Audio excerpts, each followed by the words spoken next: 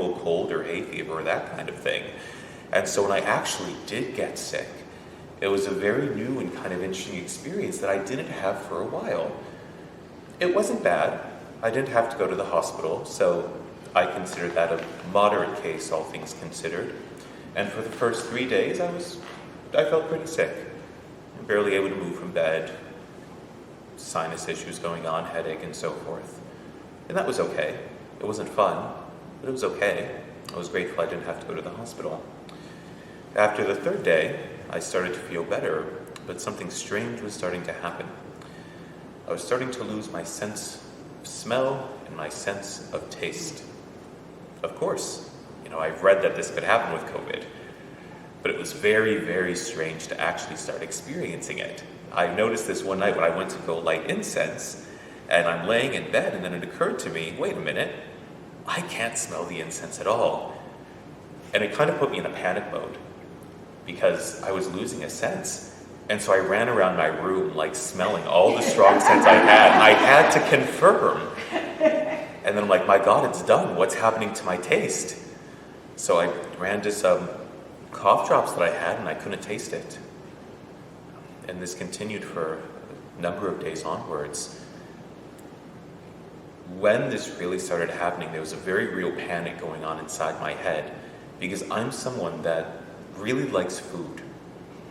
I like eating it, and I get a lot of pleasure out of doing it.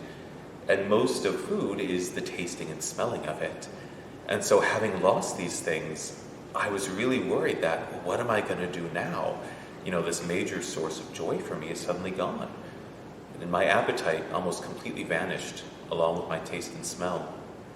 Without it, I just couldn't really eat. I lost about 11 pounds in a week. I was looking to lose weight, so I consider that a little bit of a silver lining, but not in that particular way. That panic was interesting to look at and watch. God, I'm losing my sense of smell and taste. What am I going to do?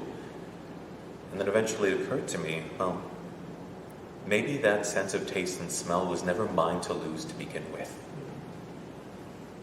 Eventually it came back. But then after that, I started noticing something else. As I continued to recover, I began developing sleep issues, which I didn't have before. About once or twice a week, and it's still going on, I find that I wake up after a couple hours of sleep, and I cannot for the life of me get any rest again. And usually it feels like there's a rock in my consciousness. My mind is just fixated on one thing, and it's so fixated on it that it just won't let me rest. And so I'll toss and turn for hours and hours with this thing inside my head, and here I am going, I don't want to think about that. I want to go to bed. And my mind is going, no.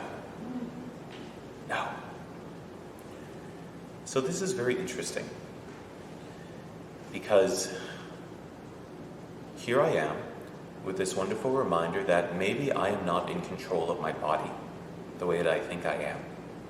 Here I am telling my body, okay, taste and smell are very important. My body's like, nope, not anymore. It was a reminder that maybe I'm not entirely in control of my consciousness or my mind either. I want to go to bed.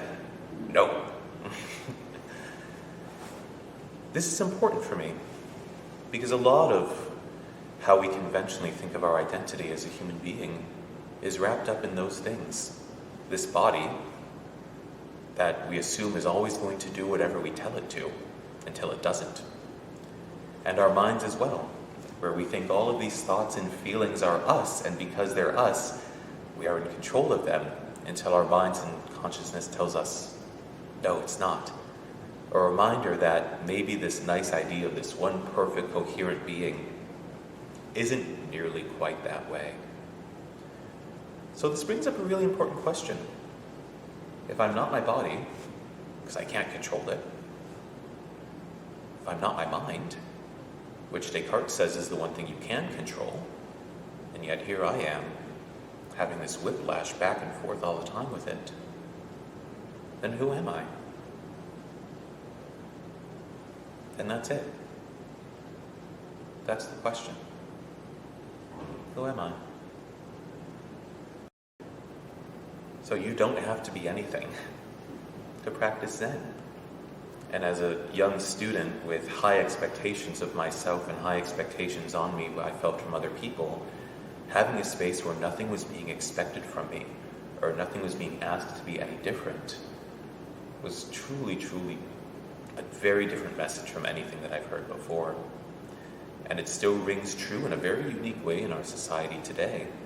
In a society of everyone telling you need to be better, consume more, get that better job, yada, yada, yada. We say, come, just as you are. Look inward. Ask yourself that question and see what comes from it. So for me, after about 12 years of doing this or so, this practice has become very personal for me. It's become this little cushion where I bow and sit and chant. It's become for me my own little form of revolution. It's also become for me my own little form of worship. Revolution in the sense that when I sit here, I'm taking all that energy from my karma, from the habits that have built, that I have made over the years that want to control how I act all the time, from the habits that I probably inherited from my parents, and a lot of things I've baked in between our societal messages. I sit here and I take all of that, take all that power away and just bring it right back here to just this moment as it is. So very revolutionary. Probably the most foundational revolution if someone would have told Lenin. And then worship, maybe not in the Judeo-Christian sense, but worship in the sense that I can come here and I can sit, I can chant and I can bow.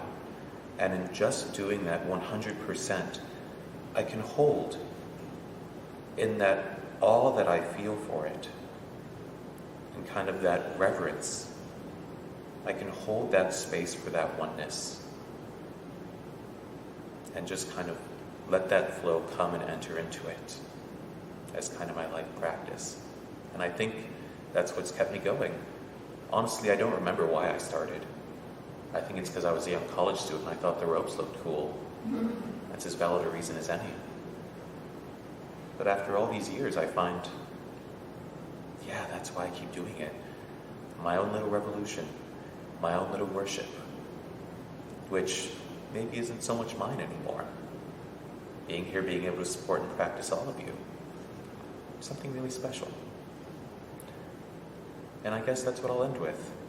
There's something very special in all of us coming together and trying to practice this together.